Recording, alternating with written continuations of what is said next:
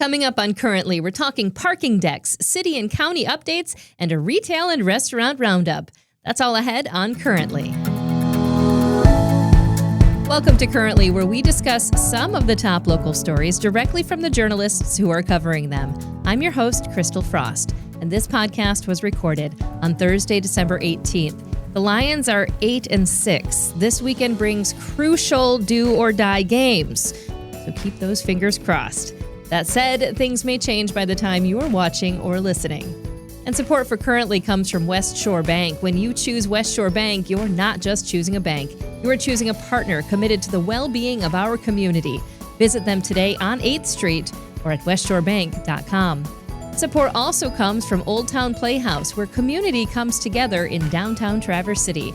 Find out about all of the upcoming shows, including The Hobbit, starting January 16th at oldtownplayhouse.com. It's another OG Currently with Christal and Beth. Whatcha? Is that our sound effect, our OG sound effect? I don't know why I did that. I apologize, friends. I apologize for that. I liked it. Well, welcome back, Beth. How was your week? It's been a good week. Busy. It's all the holiday excitement. The holiday stuff. Getting those final of the couple dozen meetings I was talking to you about last week done. And just so many meetings. Lots of news still happening. So much news, which we will get into. I do want to say that last week we were talking about what we were doing, and several listeners and viewers have expressed to me that they love hearing about what we're doing, which is very sweet. Thank you for caring about us. Yeah. You were going to a very special holiday variety show at the Old Art Building. Yes. And we were able to get some last minute tickets. And I just want to say, I get it. It's so special. It's so unique. And we're talking about the Christmas show at the Old Art Building hosted by Andrew Dost, right? Mm-hmm. Yeah, and Mike Ryzak and a lot of other kind of merry mischief makers of community musicians and comics and talent. It's super, super fun. That building is just cozy. They decorate it so beautifully for the holidays. And it's just a warm, fun show. We had a great time. Great. And if you haven't been to Leland to see the beautiful lights, they have one of the most gorgeous trees all lit up that I've ever seen. Yes. I mean, it's just gorgeous. And also just walking on the grounds of the Old Art Building, it's magic. Yeah. So make a trip, like put some cocoa in a coffee mug, take the kids, get out to Leland. You will not be disappointed. Yeah, and next year set an alarm for tickets because those tickets to that show go very fast. Listen, I'm just going to make you buy me some because I'm not good at things. Well, we are good at news. You are very good at news, and I'm good at talking about news. So let's kick things off with a story you covered this week, all about a developer that is proposing to partner with the city to bring in a parking deck. And this is not just any parking deck. This is like reviving those stalled conversations about a West End parking deck. Let's start there. Yeah, the parking deck. The parking deck. So Sox Construction presented this proposal to city commissioners on Monday. It was interesting, what they did was there's a part of the city commission agenda where you can request to reserve public comment. So anyone, of course, can come and give public comment at meetings. But if you fill out an application, you can have 15 minutes set aside at the end for public comment just for yourself. So people occasionally will do that to present certain things to city commissioners. So it's important to note that when that happens, a developer or whoever just coming and they can say whatever they want during that public comment time. This proposal hasn't been vetted by city staff yet. It's not something that the staff brought forward or commissioners brought forward. It was just a request to present, but there may be more discussion to come. So what this proposal was John Sox, the owner, was at the meeting. He and his team are currently building the project called The Loop on West Front Street right now, which is near the corner of West Front and Pine Streets. It's right across from the Record Eagle. Big development is under construction right now. There's 5 buildings in that project. They are going to start coming online in succession in 2026. The first one will be opening in the spring, and then they'll be opening one after the other through the fall. Those are mixed-use buildings. They have ground floor commercial and, maybe some potential restaurant tenants, and the upper floors are residential units. When they were building that project, they, like a lot of other businesses in downtown Traverse City, were under the impression, because of the DDA's plan, long-time plan, to build a third public parking deck, that they were going to have a parking deck going in next door to them. So that was what they were planning on for parking when they were working on this project. And then the DDA last year scrapped the parking deck from their proposed new TIF plan because they felt that there was maybe not enough community support for it, that there had been some, strong criticism from some circles about the deck. And they were really trying to, now that we have to have a vote on TIF plans in the city, they were trying to get it through. With the hopes that if they took the deck out, that might remove some of the public opposition to the TIF plan. It'd have a better chance of passing. However, that put Sox Construction in a bind, and other businesses have also spoken out about the need to have more parking downtown. They felt this is something the DDA has been promising, that the west side of Traverse City really needs a parking deck. There are multiple hotels coming online. The city has had a plan for a long time it's redeveloping other parking spots downtown. So, for example, Lot O next to the omelet shop is becoming a new mixed-use development. So that parking is going away. That had all been done with the assumption that we're going to consolidate our parking in a new garage. So since that project went away, what Sox is proposing now is they will build the deck.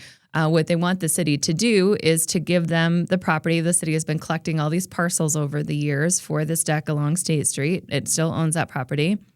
They want them to essentially give it to Sox for $1. It's valuable property, but the trade would be that the Sox would then privately, completely design, construct, and manage that new parking deck. So they would have the two ground floors would be public parking. So it would be a public parking deck. And then the upper floors would be leased to businesses, primarily downtown businesses that need and have been relying on that makes sense. parking to come. So there's going to be some speculation as to whether or not this is a good investment for the city. Number one, I think everyone can agree at this point that parking solutions are needed for the west side. Whether that looks like a parking garage or whatever it looks like, between businesses and residents and everyone seems to say something has to be done. Now, if this is the project, we don't know. Yeah. And so when we ran this story, there were certainly criticisms. There are some people who feel like, this property that Sox wants for $1 is worth millions and millions of dollars. Sure. Why should the city just give it to a developer? It's extremely valuable land. I think the flip side of it from Sox perspective is that, one, they would, assume the cost of building a deck, which are very expensive to build, and which they would have public component of.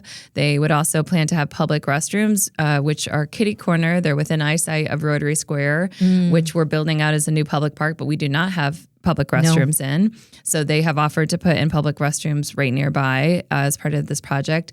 The other component is when the DDA had the plan for this parking deck, it wasn't just a parking deck. It was a mixed-use development that was going to have workforce apartments for downtown Traverse City, something else we really need, housing. So Sox is also committed as part of this deal to build affordable housing, which is part of the reason they want the property for $1, because it's very expensive to build workforce housing downtown. So this would be income restricted housing. It wouldn't necessarily be low income, but it would be maybe in that 60, 80, 100% AMI range, which is what an income range that a lot of people working downtown make. So they say to make the finances of this project work, they need the city to convey the land. They can't pay the city market value $10 million and then build workforce housing on it. So that's their proposal. I will just say again, because it was just reserved public comment, commissioners were not allowed to comment at all. They don't comment back during public comment. Sox, I know, would like to move fast. Part of what they pointed out is that this hotel that's going in next to the Record Eagle, that's going to be starting construction in 2026. There's also the Marriott and the Warehouse District just across the bridge that's under construction. Those two projects, and the Marriott folks came and spoke at the meeting, they are going to build a parking deck for that Marriott where Inside Out Gallery used to be in the Warehouse District. They don't feel like that's the best use of that property. Right. If Sox were to build this deck, they would put their hotel parking in this deck, and they would use that building that they were going to use for their deck for something else. Same thing for Sox. They're building their own deck in the Gordy Fraser building next to the Loop if this project doesn't happen.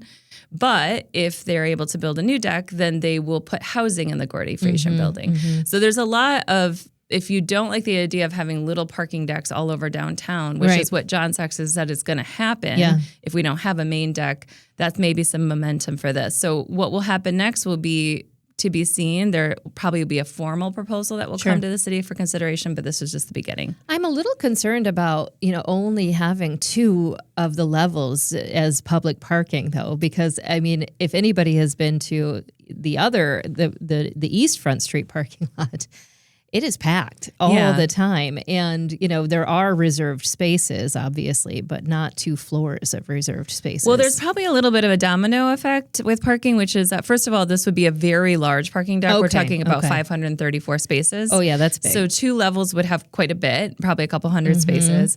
The other thing is that if the upper 4 floors are for downtown businesses, a lot of those could be permits and people who are parking in surface lots right now or on the street. Sure. Likely in central neighborhood, people who can't afford parking. Sure. That's an issue that the neighborhood complains about a lot. If you get all of that parking into the deck, then there may be more street parking available for the public. Yeah. Well, I mean, we're at a point right now where we don't exactly know when this is going to be moving forward because it was stated during public comment. So hopefully we'll hear more about this. And I know you'll be there. Yeah. We'll keep folks updated on that. I love it. Let's move to the city. And you've got some city updates, including Benjamin Marentet has an official contract. He does. Yeah. So this was at the same meeting on Monday. There's some of the other, this was the last meeting of the year for the city commission. So they were knocking out some key agenda items. We talked on the show before that commissioners had unanimously voted to make interim city manager Benjamin Marentet a permanent city manager. They did approve his contract on Monday, so we can now drop the interim from his title. He is city manager Benjamin Marentet now. He is in that role permanently, and so they just approved the terms. His salary, he's got a starting salary just over $202,000. That has some increases built in the coming years. Performance evaluations, pretty standard contract terms. It also has some clauses about if he were to resign, how much time he needs, or if he's fired, things like that. But again, during that vote, the city commission did really reiterate their support for his leadership, and it seemed like they're all pretty excited to have him permanently in that role. Yeah, good. To remove the interim. Here we go. Interim, so city manager. And then a couple other, important things that they approved. One has something that has been talked about for years, which is a complete streets policy. Can I do my little complete streets? Complete streets. That's what I call it. So that policy has passed. That was also unanimously approved. That has been, a long time coming. What that policy does is really commits the city in any kind of transportation project it does, whether it's new road construction, redoing a road, surfacing, repaving, anything that is essentially working on the roadways in our city.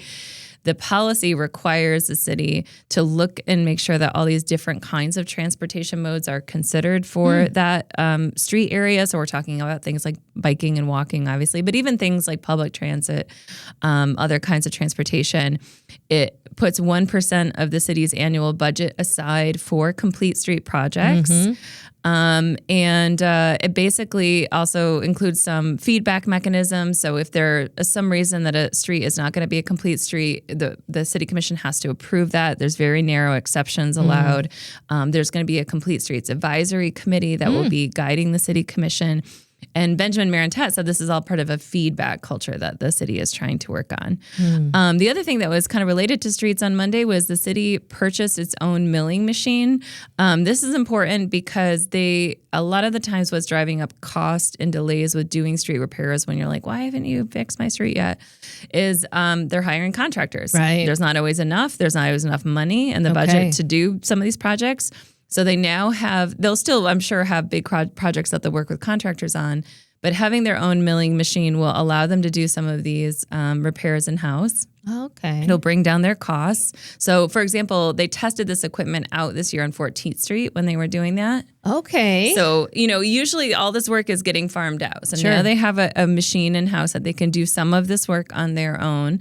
I'll just mention for folks that 2 of the ones that came up this week they're talking about 7th Street, which I've heard people talk about forever. Yeah, it's pretty rough. So 7th between Union Division is one that they're looking at for next year to get some repairs, as well as Washington Street. And the name of the milling machine is Asphalt Zipper. The old zipper. The zipper. Getting out the zipper. I like it. So yeah, and then finally, I'll just quickly mention that there were some density changes approved this week.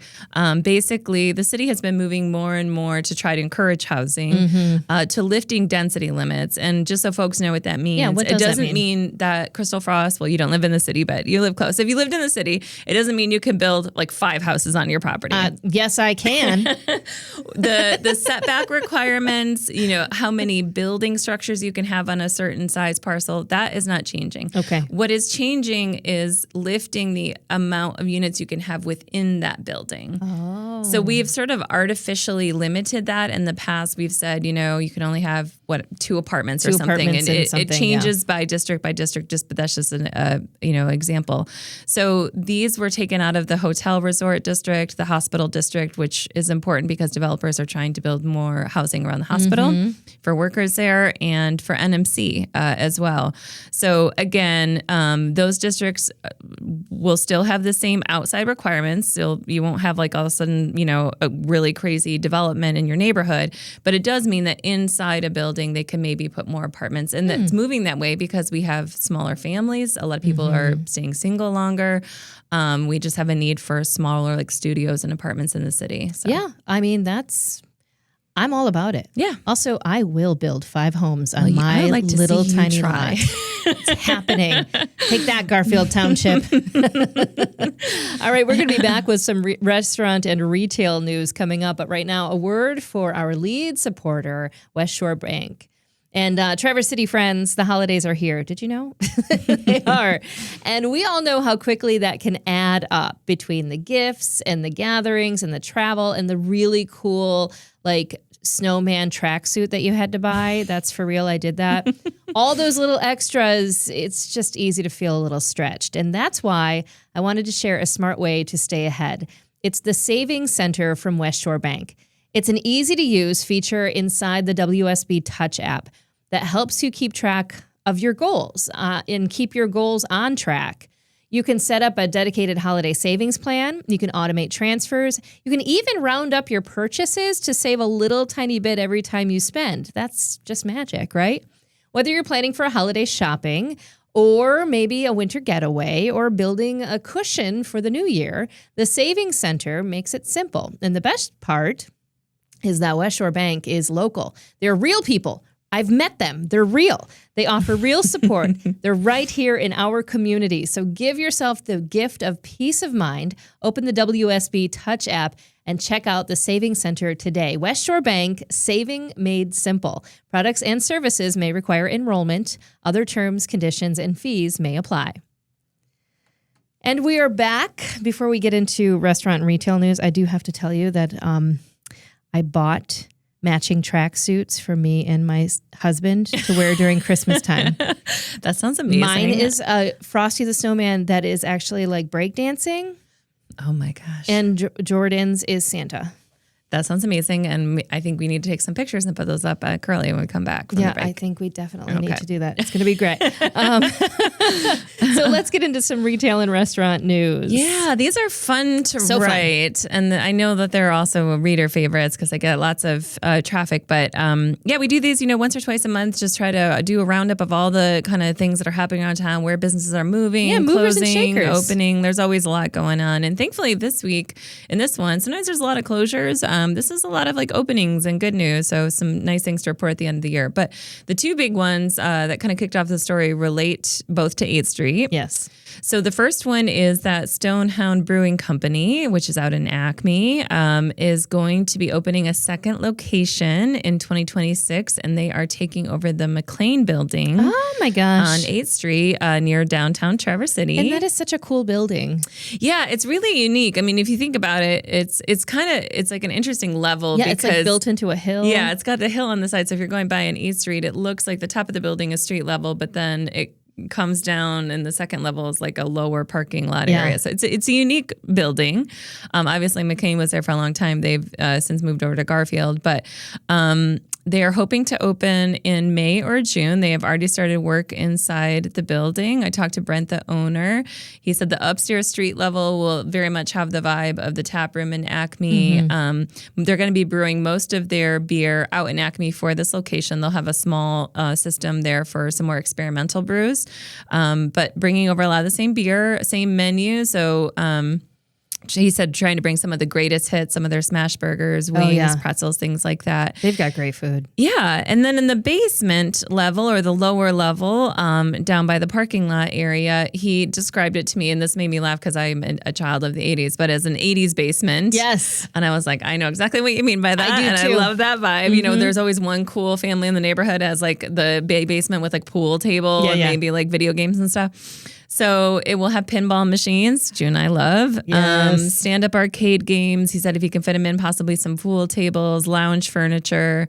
Kind of unique for this neighborhood. Obviously, there are breweries nearby. A lot of them don't have TVs or, don't do the sports games. They will have big TVs. They will show the sports games for the neighborhood.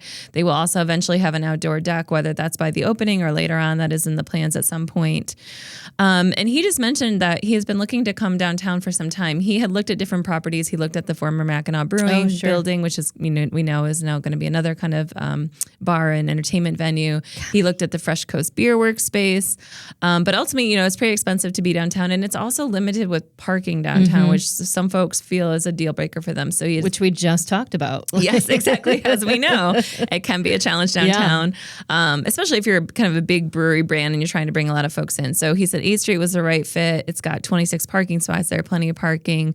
And he also talked about being kind of a bridge between all of the breweries that are around the Boardman Lake area, Filling Station, Silver Spruce, Rare Bird, Right Brain. And then if you go further down 8th Street, you've got Tank Space in the city social district down there. So he kind of sees himself as maybe a bridge to kind of let people hop around on 8th Street. So you can bike and brew. Yeah, bike and brew.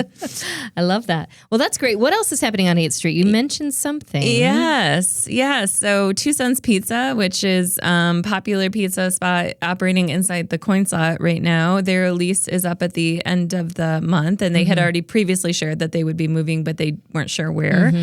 They are going to be opening inside Silver Spruce Brewing Company. Oh, wow. On 8th Street. So the Silver Spruce has renovated its kitchen, doing some work over there.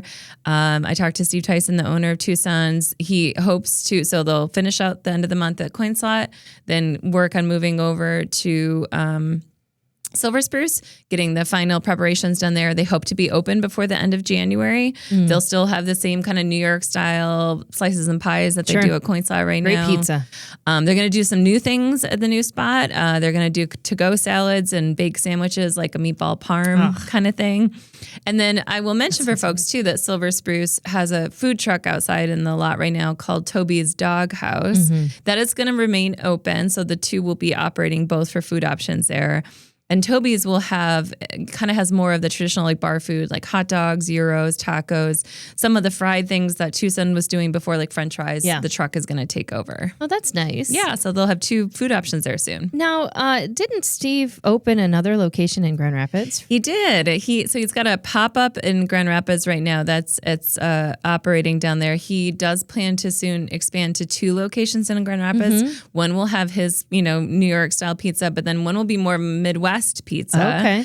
And then he's also planning a kind of a sports barcade theme with one of those locations. So yeah, he's got a lot going. I just bought tickets for an event that is happening in Grand Rapids at the brand new amphitheater that's opening up. And I saw on the map like a little Two Sons right there by the amphitheater. That'll be nice to check out. A little TC away from home. Love that. Yes, absolutely. So any other restaurant retail news you want to mention? Yeah, I'll just mention a few things. Well, I'll just say for the folks in Grand Rapids, since we're mentioning it, Nolan's here in Traverse City on Front Street is also expanding to Grand Rapids. They bought a cigar shop down there called Tuttle's. They're rebranding it Nolan's Cigar Lounge. So we'll have some more Traverse City presence down in GR.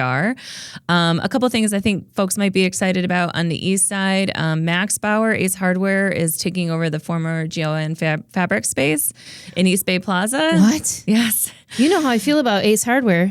It's like my favorite place in the world. Well, they're going to have a big new location. That's a pretty big space there. So, yes, they're on West Front Street, Chums Corner, and Bunker Hill Road in Traverse City now. They'll be having a fourth location in TC and East Bay Plaza. They said they're hoping to open in February. Oh my gosh, you guys. You have to get your Christmas lights there. They're the best.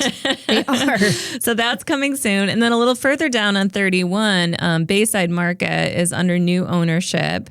So Rick Summers, who's owned it for a long time, sold it to his child works there. So Dan Summers is taking over with Kim Summers, and they are partnering with the Francisco's Market over your way. Yes, love them. Owners.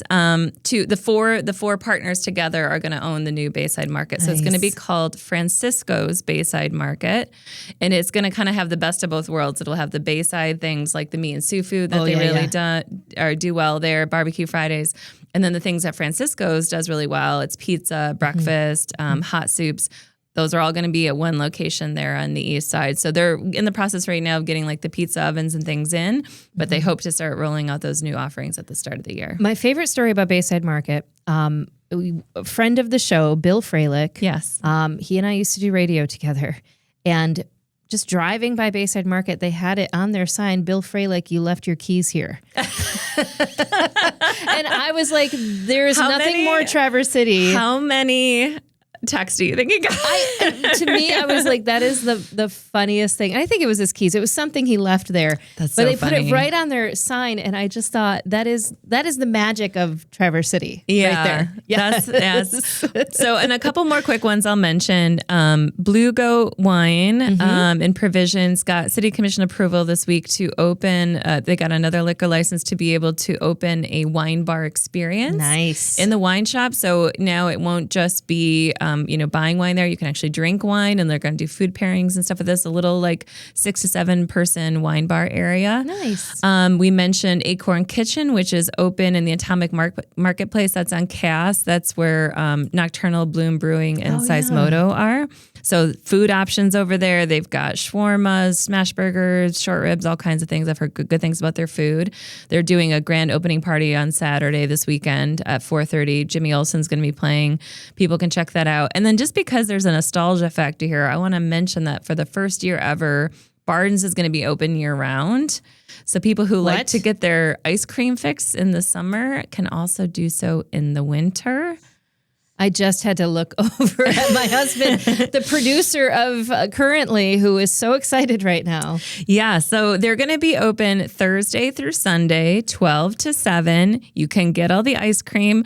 I'm like, don't always think of ice cream first thing in the winter, but I do like it. So the other thing that they're balancing that out with, if you want something warmer in the winter, is they will have food. So they're going to be doing smoked barbecue Friday through Sunday. They're going to have lunch and dinner specials, brisket, baby back ribs, sides. So, and they're also available through DoorDash. So if you just can't bear to stand outside in the cold, you can DoorDash it. Oh, that sweet, sweet soft serve, though. I don't care if it's January. They have the best. I love it. Yeah, so lots going on there. Yeah. And there's some few more, but people can check that out at traversticker.com. And get all the updates there. Fantastic stuff. I know you had a couple of quick county updates that we can just kind of rapid fire. Yeah, we'll rapid fire these, and then folks can read the full story on our website. One is I just want to let folks know that, the county, Grand Traverse County, approved its budget this week for 2026. So lots of things in there that are going to impact the upcoming, year. We talk about new positions, projects that are coming up the county's going to be working on. So folks can check that out. And then we also mentioned that for the first time, this big new process that the county has for awarding its marijuana revenues, which it has a policy now to split those between the county and between community awards, funding awards that advance the strategic plan. Yes. So there's criteria. There's an application process. Essentially, if you're a nonprofit, school, these different categories, you can apply for funding. So they had their first round of 13 recipients who were approved for grant funding. Nice. Different organizations in town. We know on the show well, but everyone from Peace Ranch to Women's Resource Center, Tart Trails. We have that full list in our story that's out today, traversticker.com. Nice. If folks want to see what those were. And then the last one I was going to mention, my colleague Craig Manning, just because it generated a lot of discussion this week, is the Grand Traverse Band announced that it has given an offer and NMC is accepting it and considering it. They're working through the due diligence process to buy NMC's Boardman Lake campus on Cass Road. There's a lot of big questions about this still. That's a huge prominent property, obviously right on the lake. We don't know what the price is. The terms haven't been disclosed yet. I will just say to all the folks who were like, does this mean a casino is coming to Cass Road? It does not. It does not. The band would like to buy that property to have a governmental services center for Grand Traverse County. It's outgrown its main campus. This would be more centrally located, be able to have tribal services and other things there. Greenspire is there now. They do have a lease through 2030.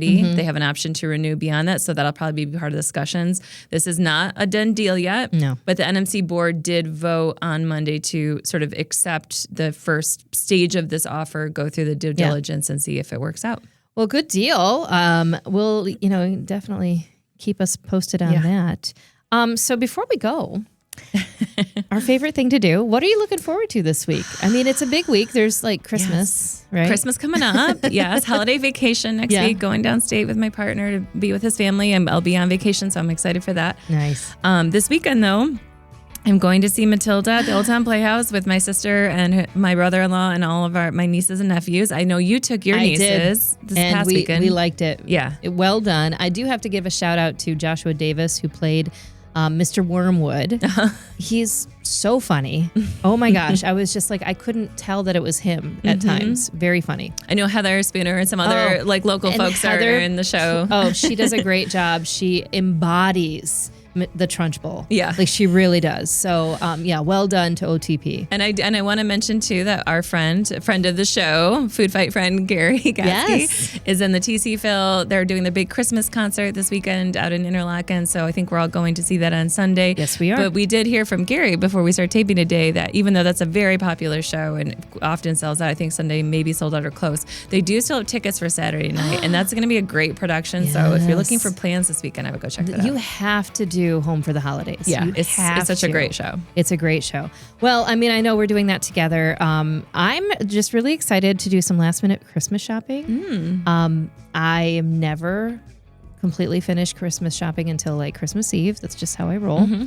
But I have plans to do some shop until I drop this weekend. So there you go. Sounds fun. And I'm taking my little niece Lily. We're going to get mani-pedis. Aww. Which I'm trying to do like one-on-one time with my nieces and nephews. And yeah, so I'm kind of excited about that. That's I think awesome. It's her first time getting a pedicure. She's little. So that'll be so great. I know, it'll be fun. So yeah, I mean, excited about vacation. And we are going to be taking next week off. Yes. So no Currently next week. We're going to be back on January 2nd with a very special New Year's episode of Currently. But I want to say thank you once again to you, Beth Milligan, for another great episode of Currently. As I said, we're taking next week off, but we will return for a special New Year's episode on January 2nd. So be sure to subscribe to the show on all the platforms at crystalfrost.com. Follow us on social media. Subscribe to Currently with Christal Frost wherever you get your podcasts. And you can also watch the full show in live color. No, it's actually just, recorded color on YouTube and on Facebook. Currently is a Compass local podcast produced by Pancake Boy Productions in downtown Traverse City. Big thanks to our sponsors, Old Town Playhouse, and to our lead supporter, West Shore Bank. And go Lions!